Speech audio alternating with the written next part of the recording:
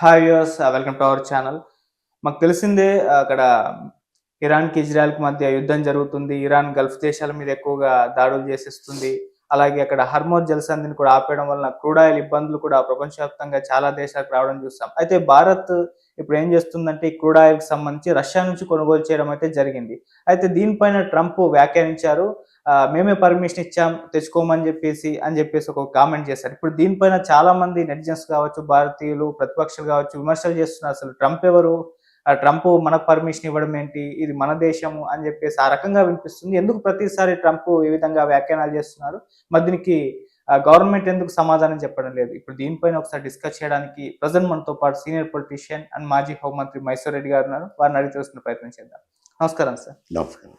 Sir, Trump ఈ విధంగా భారత్‌ని కంట్రోల్‌లో పెట్టుకోవడానికి ప్రయత్నాలు చేస్తున్నారని, అది ఇప్పటికే కంట్రోల్‌లో ఉందని భావిస్తున్నాడని చెప్పేసి చాలా మంది అనుకుంటూ ఉన్నారు సార్. అంటే ఆయన చేసిన కామెంట్స్ అప్పట్లో ఆపరేషన్ సింధూర్ నేనే ఆపాను, యుద్ధం ఆపేసాను. ఇప్పుడు రష్యా దగ్గర నుంచి కొనొద్దని నేనే చెప్పాను. ఇప్పుడు కొనమనుకుని నేనే చెప్తున్నానని కూడా ప్రకటించుకున్నాడు ఓపెన్‌గానే. దీన్ని కేంద్రమేమో అంటే ఏమాత్రం కూడా ఖండించట్లేదు. ఏం జరుగుతుంది సార్? ఎందుకు ట్రంప్ ఈ విధంగా? ఆయన ట్రంప్ అమెరికాకు దేశాధ్యక్షుడైనారు. అవును.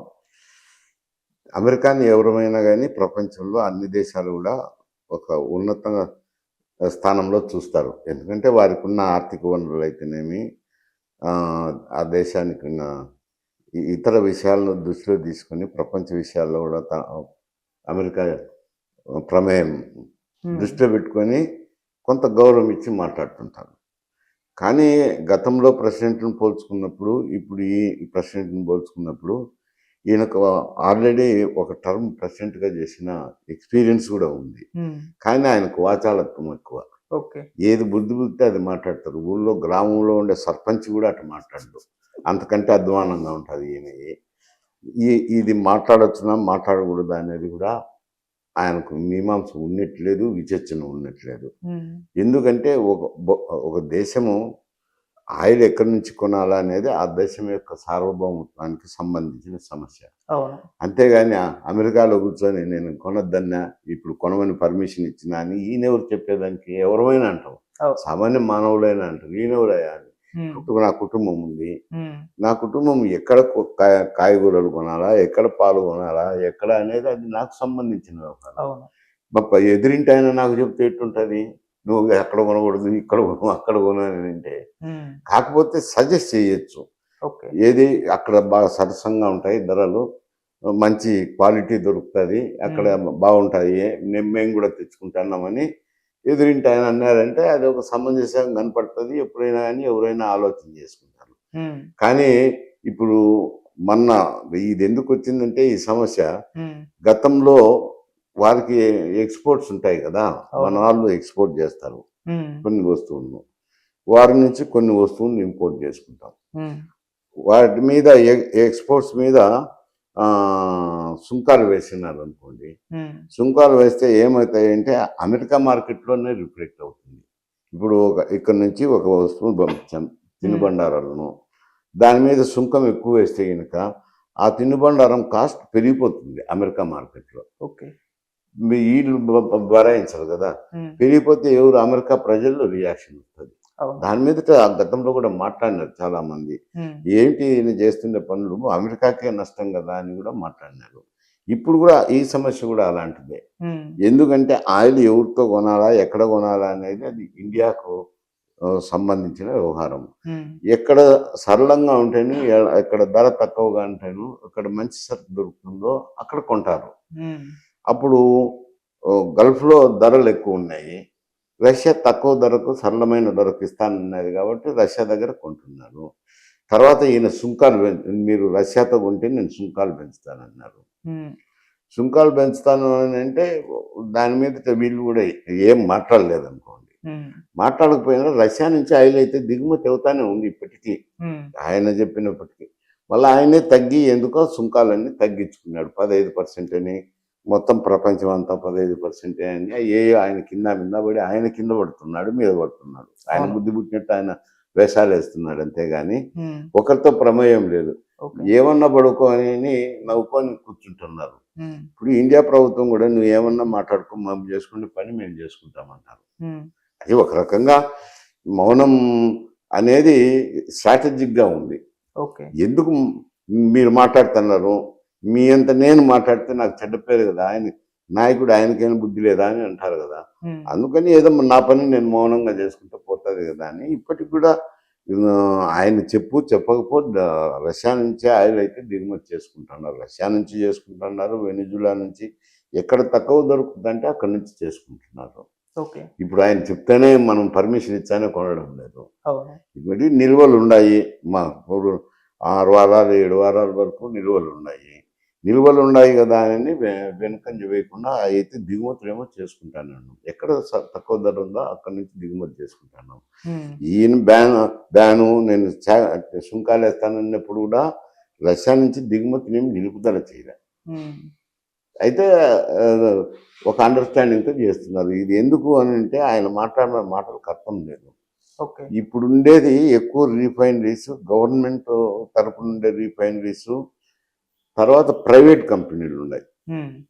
ఆ- ఆ, అంబానీ గ్రూప్ ఉన్నాయి, హ్మ్. రిఫైనరీస్ ఉన్నాయి కదా, వాళ్ళు ప్రైవేట్ కంపెనీలు ఎక్కడ తక్కువ దొరుకుతాయో అక్కడ నుంచి ఇంపోర్ట్ చేసుకుంటుంటారు. హ్మ్. కొంత భారతదేశ విధానాన్ని రిఫ్లెక్ట్ అవుతుంది దాని మీద.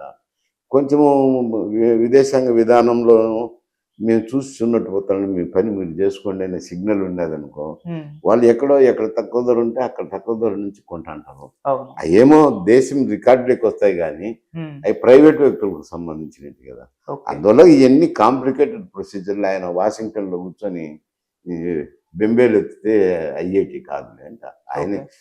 సరే ఇప్పుడు నోటి దూరతో ఎవడో ఒకడు బజార్లో మాట్లాడుతుంటాడు, ఏదో అంతే ఎందుకు కర్మకాండ ఎక్కడన్నా మాట్లాడుకొని సావని, నా పని నేను చేసుకుంటే పోతుంది కదా అని మౌనంగా చేసుకుంటా. అంత మాత్రాన్నే కేంద్ర ప్రభుత్వం బలహీనత అనేదానికి లేదు అంట. ఓకే. అది స్ట్రాటజికల్గా వాళ్ళు ఆలోచన చేసిండొచ్చు. ఎందుకు అతనితో వాచాలత్వం ఉంది, ఎందుకు మనకు అనవసరమైన సమస్య, మన పని మనం చేసుకుంటే పోతుంది కదా అని ఒక పంతం మార్చుకోవచ్చు కదా అంట. ఓకే. కానీ ఇది అందరికి అర్థం కావాలి కదా! ఇప్పుడు రాహుల్ గాంధీ గారు ఓల్డ్ వీడియో ఇప్పుడు వైరల్ అవుతుంది. ఆయన పార్లమెంట్‌లో గతంలో మాట్లాడారు. ట్రంప్ చెప్తేనే మీరు ఇది కొంటారు, ట్రంప్ చేస్తేనే మీరు చెప్తేనే ఇది చేస్తారని చెప్పేసి అప్పుడు చెప్పారు.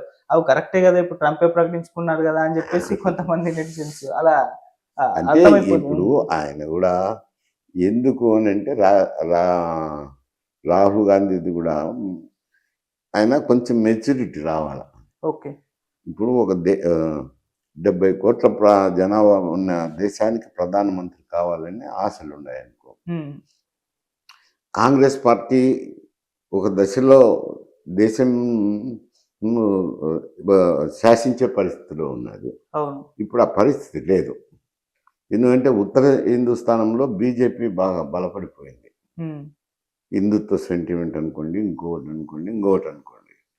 ఇక్కడ దక్షిణ భారతదేశంలో కొంత రీజనల్ పార్టీస్ ఉన్నాయి. మద్రాసులో డిఎంకే అయితేనేమి, కేరళ కొంత కమ్యూనిస్టుల డామినెన్స్ అయితేనేమి, ఈడైతే కాంగ్రెస్, ఇతర పార్టీలు ఉన్నాయి.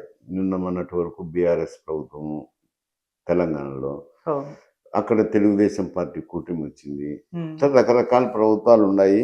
ఏకఛత్రాధిపత్యం అయితే లేదు. హ్మ్. ఉన్నప్పుడు ఆయన కూడా కొన్ని పరిస్థితులను అవగాహన చేసుకొని మాట్లాడితే బాగుంటుంది. ఓకే. కొంచెం స్థాయి తగ్గట్టు కనపడడం లేదు. హ్మ్. అది మంచిది కాదు, అంటే పార్టీకే మంచిది కాదు. ఓకే.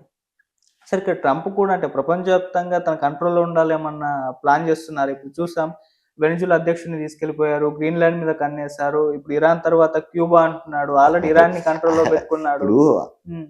వాచాలత్వం అని చెప్పేసిన హ్మ్. ఆయన బుద్ధి పుట్టినట్టు మాట్లాడతాడు. హ్మ్. ఈ ప్రపంచంలో ఉండే దేశాలు కూడా, ఇతర దేశాలు కూడా ఇండియా వైఖరినే వాళ్ళు కూడా అవలంబిస్తారు. ఎందుకు ఇతనితో అని ఒకడు వీధిలో పడి బుద్ధి పుట్టినట్టు ఎవరిని అంటే వాళ్ళని విమర్శించడమో తిట్టడమో చేస్తుంటే, హ్మ్. వీధిలో ఉన్న ప్రతి ఒక్కరు కూడా ఎందుకు తివాంతోనని పోతుంటారు కదా ఎవరి దారిన వాళ్ళు. అవును. అదే పద్ధతి ప్రపంచంలో ఇది నాకు కనపడుతుంది. ఓకే. అంటే వీధిలో చేస్తే వేరు. ఆయన ఒక అధ్యక్షుడిగా అదే ట్రంప్ ప్రపంచం ఆ మీద చాలా స్థాయికి తగ్గ మాటలు కాదు హ్మ్. మాట్లాడుతున్నారు. ఇతర దేశాలు కూడా ఎందుకు పెంట మీద రాయేయడం అని ఎవరి పని వాళ్ళు చేసుకొని పోతున్నారు. హ్మ్. అది ఏదో చిన్నది లేండి, వెనిజులా అది చిన్న హ్మ్. దేశం కాబట్టి ఏదో తన బుద్ధి పుట్టినట్టు చేసుకున్నాడు. హ్మ్. మళ్ళా గ్రీన్లాండ్ మీదకి పోలేకపోయినాడు కదా, అవును. అన్నాడు కానీ పోలేకపోయాడు. పోలేకపోయారు. ఇప్పుడు క్యూబా అంటున్నాడు. కీ- ఉమ్, కీవా అంటున్నారు, రేపెట్టుంటుందో.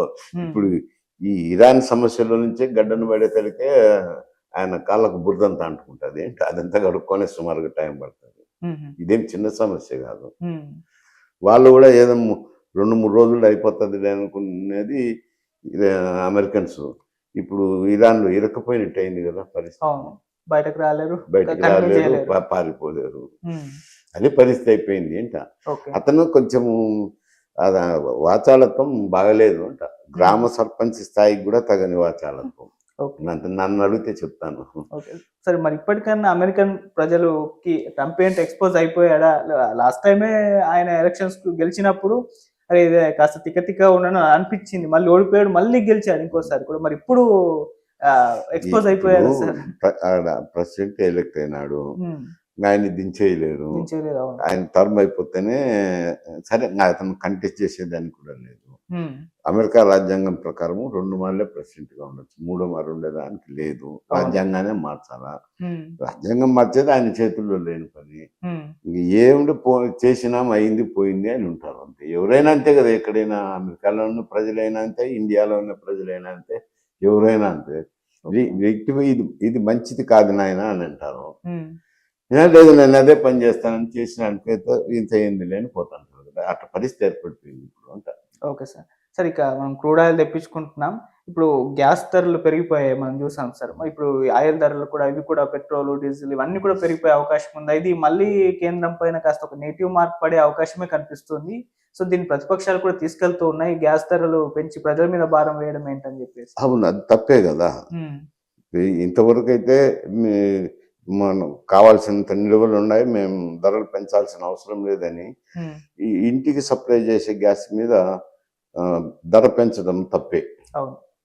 అది తప్పే అవుతుంది. హ్మ్. నీ గ్యాస్ నిల్వలు ఉన్నప్పుడు ఏం వెయిట్ చేయాలి కదా. ఎన్ని రోజులు జరుగుతుంది ఇరాన్ అమెరికా ఇజ్రాయెల్ యుద్ధము, హుహు. అమెరికా వర్సెస్ ఇజ్రాయెల్ ఇజ్రాయెల్ ఏ 10 రోజులు 15 రోజులు 20 రోజులు నెల జరుగుతుంది, గొప్ప విశేషం. మళ్ళీ ప్రపంచం ఎవరు పట్టించుకోరు కదా.